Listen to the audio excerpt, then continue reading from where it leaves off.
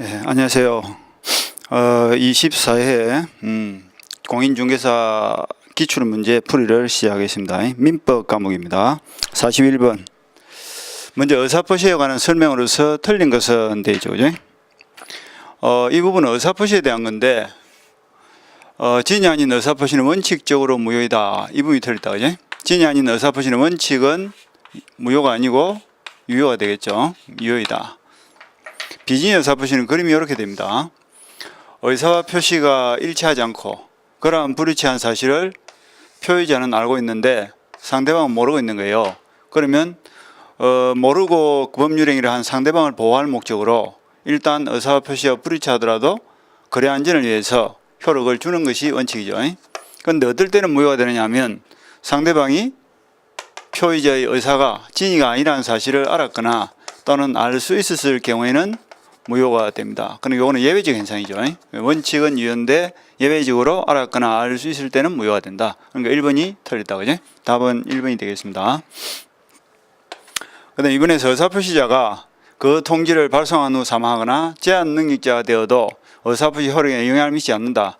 그러니까 의사표시를 한 사람이 발송한 이후에 사망하거나 행위 능력이 상실되더라도 영향을 미치지는 않습니다. 그런데 상대방이 사망하거나 제한 능력자가 됐다. 그때는 부도달이 되겠죠. 그 다음에 상대방이 있는 의사표시는 특별한 사정이 없으면 상대방에게 도달한 때, 이건 우리가 도달주의를 취하기 때문에 그렇습니다. 그래서 도달한 때 효력이 생긴다.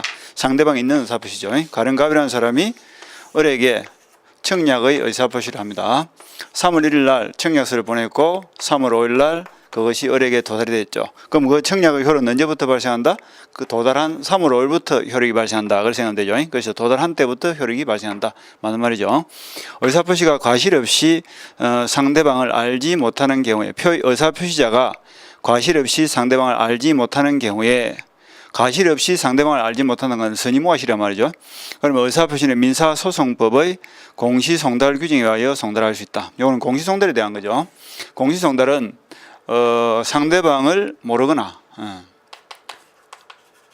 소송을 제기할 때 상대방을 모른다든지 아니면 상대방을 아는데 상대방의 주소를 알 수 없을 때 그리고 그 알 수 없던 것이 과실이 없다는 전제하에 공시송달 신청을 해서 소장 부본의 지지를 법원 게시판에 게시를 하고 그리고 국내에 피고가 있을 때는 2주 피고가 국외에 있을 때는 2개월이 경과되면 송달이 된 것으로 간주해서 재판을 진행한다. 이때 공시송달을 쓰는데 상대방을 모르는 데 대해서 과실이 없어야 됩니다.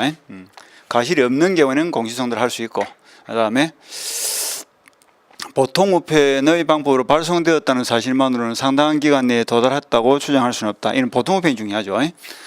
등기취급우편이라든지 속달 같은 특수우편의 경우에는 반드시 수령을 하고 그 확인서를 받아오는 제도이기 때문에 편지를 보냈는데 반송이 되어서 돌아오지 않으면 그거는 도달이 된 거로 간주가 됩니다.